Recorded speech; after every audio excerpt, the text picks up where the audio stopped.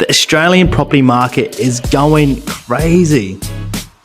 We're seeing 10% capital growth in the space of 4 weeks. In this video, I want to go through why some investors aren't capitalizing on this market and they're missing out on the biggest opportunity at the moment. So in today's video, I want to run through 3 challenges I'm seeing investors grapple with when they're buying the next investment property. Number 1, low stock levels. And number 2, getting access to pre-market and off-market opportunities. And number 3, actually securing the deal. Actually negotiating and securing the deal. So if you want to learn 3 of the solutions I have for these problems, keep watching. The first one, low stock levels. So across Australia, most suburbs are seeing a minimum of 50% reduced stock, which is like, okay, they went from having 80 listings to 40 listings. There's still 40 listings. But the trouble is demand has surged. So I use a program called Suburbs Trends, and it just shows me how many listings are in a suburb. They also show me what the demand looks like. So they just grab views per property off Domain, and it really gives you a good idea, because you can see in the same suburb, you know, they would have maybe 300, 400 views per property back in 2021. And now in that same suburb, it's 1,400 views per property. But then they had on average 60 to 70 listings, and that's dropped down to 20 listings. So you can see, you know, in that case, the demand had almost tripled and the supply had dropped by 70%, which is causing a massive imbalance in the property market. What are some of the solutions to having low stock levels? So what I would recommend is pipelining opportunities, because if you're just looking at real estate and Domain, which a lot of investors are, you should really just be on top of what's going on online then, if you're not going around and finding off-market properties. So once it comes online, you go on there straight away. You put your offer in, you put terms in there like subject to an inspection, or if you're actually really savvy, you can look at the photos, you can judge it, and you can actually just put an offer in straight away. If you can get an offer in and get it secured before the first open home at the right price, you've done your job. You want to buy in below market value, and the way you'll do that is through speed. So if you see an option, go for it, put in the offer, try to secure it, and if the agent says no, then that's what happens 9 times out of 10. Then you just wait for the first open home. Do you go through the exercise and put in the offer while the open home is? It's tricky, because you really want to buy it for a deal. The trouble is you're up against families, and they're going in there and they're going to pay 10, 20, 30 grand more than what you're going to offer. And like, do you want to do that to secure the deal? Not necessarily, because in my opinion, if you can buy the house for say 400k and all the other say 4-bedroom 2 baths are selling for 450, that's going to get you your 10% growth a lot sooner. But if you go into that 400k, if you go in and then you don't get it for 400k, maybe you buy it for 430 or 440, it's hard for you to get that short-term capital growth that you can pull that equity out. So don't get caught up with just saying, okay, I'm just going to pay the premium to get the property, because you're in this to get equity. So you need to just let that one go. And then you use this spreadsheet and you put in all your properties and you say under contract on one side, and you follow up with the agent. So over the last 4 years, I've purchased multiple properties for clients where the finance crashed or something happened, or the buyer gets up to building a pest, and then they think, okay, I'm going to play hardball with the sellers. We swoop in and we pick up the property. The sellers just terminate on them and then take our offer. So just line up all your properties, even the ones that are under contract, and follow up with the agent, just so then if any do not settle or they have an issue that arises, you can swoop in and you can even put in a lower offer, because you know, somebody could be selling because they need to buy another property and they have certain deadlines in their life, which them going out to the marketplace and trying to find another buyer is actually going to cost them time, so they'll take a lower offer. So that's strategy number one, pipelining properties and being fast when you go to secure that property. So speed is your best friend. Number two, we are looking at pre-market and off-market opportunities. So when you're looking, I guess the first question is, I always get this every time when I'm talking to clients that, engage me as a buyer's agent. Why would someone sell off market? Most of the time, it's what you call a pre-market property. So the agent gets the phone call, okay, can you sell my house at 23 Smith Street? So there's a time period from when the agent gets the listing to when they got to get the house tidied up, they got to get photos done, and then it goes online. So there's about a 10-day window. What happens is the agent gets the listing, bring, I give them a call. Oh, wow, you called in perfect timing. I just got this listing. We're going through, we're getting photos done. We're getting it all ready to go online. What I do in the background is I just grab the address. I put together a full report and get it over to my client. So then they can have that much information. And from there, we start putting in an offer. So a lot of the times we put an offer sight unseen with subject to inspection clauses or just some sort of clause that will allow us to tie up the property at the right price. Let us inspect the property, and if we like it, we can go ahead with it. So your thoughts are probably, why would someone sell pre-market or off-market? It always comes down to, everyone has different circumstances. In reality, you should always put your property online. Selling it off market, I don't know, I've sold a property off market, and it was because somebody offered me a really good price off market, so I took it. I knew my numbers, but most of the time people are really amazed with the offer you're presenting them. Not everyone quite understands how quickly the property market is going. So you offer them a price at 600k. In their mind, they, like 6 months ago, the house was only selling for 550, and they don't actually realize that around the corner, 3 properties have gone unconditional for 660k, like 60 grand more. But they'll take that 600k, which in your situation is an awesome result, because now you're already 50 grand below market value or 30 grand below market value, and it really sets you up to get that equity a lot sooner.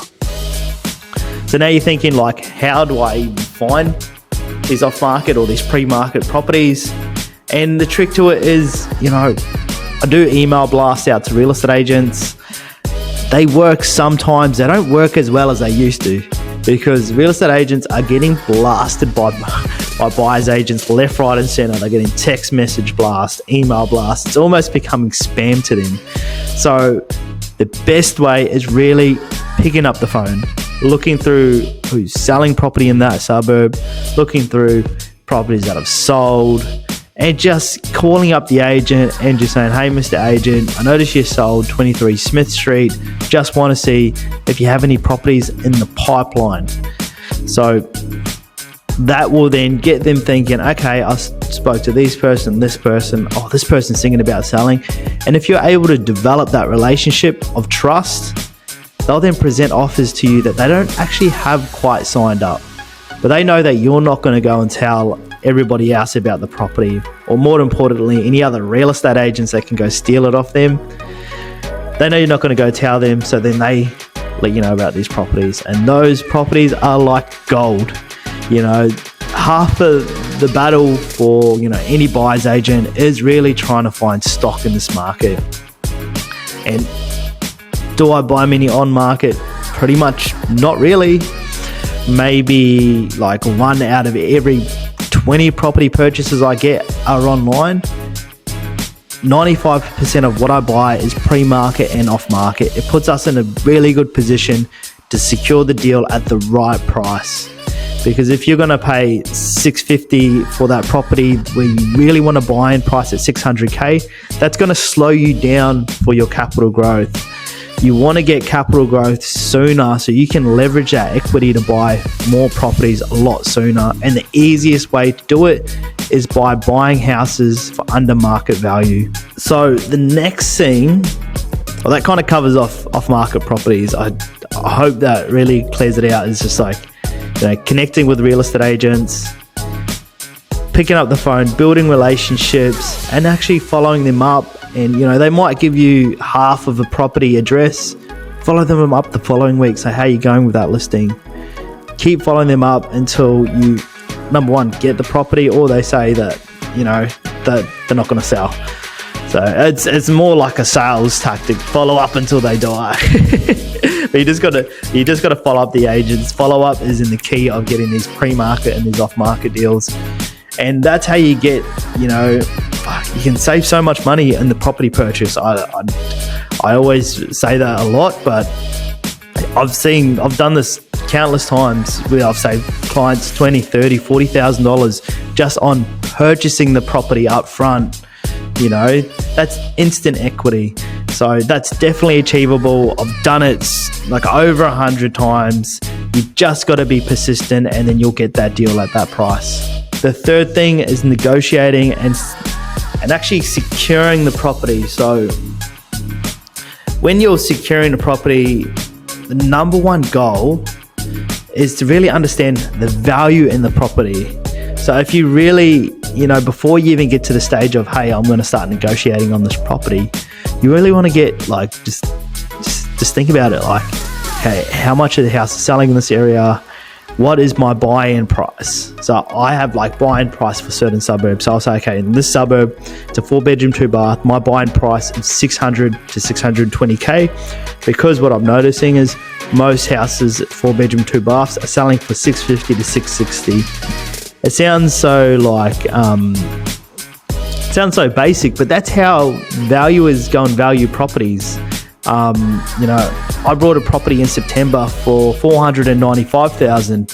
At the time, I knew on average they were selling for $550 to $570.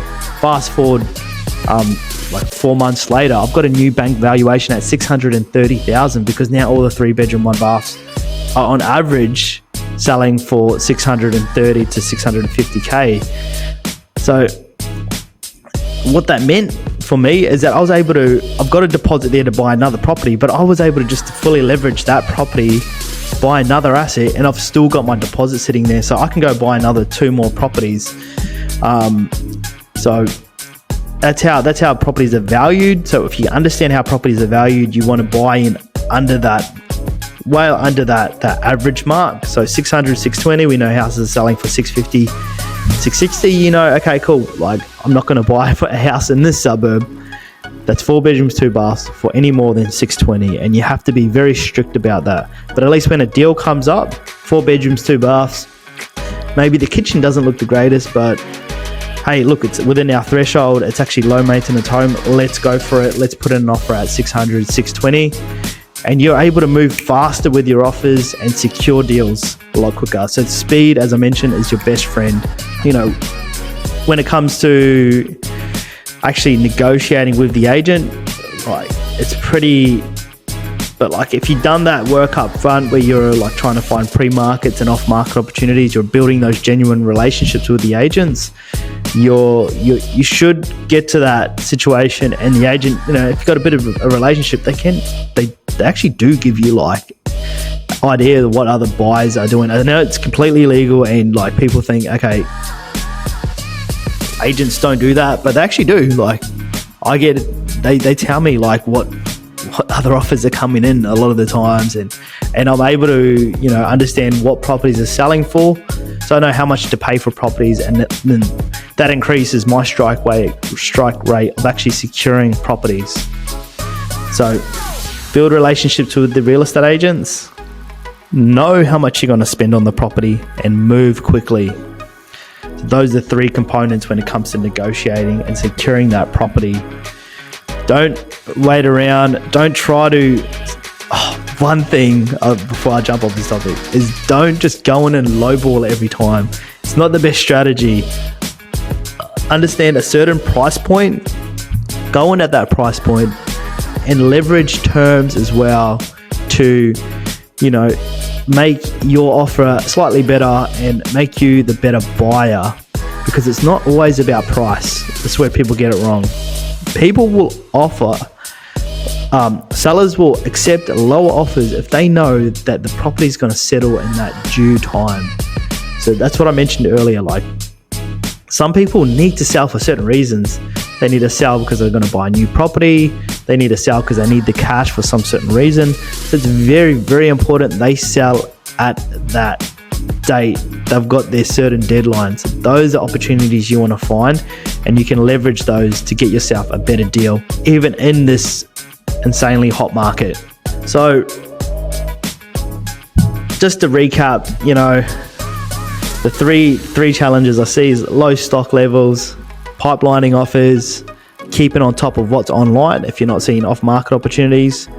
Number 2, getting access to pre-market and off-market opportunities, building those relationships, staying in contact with the agents. Follow up is the key to get those pre-market and off-markets. And then number 3, actually negotiating and securing the property.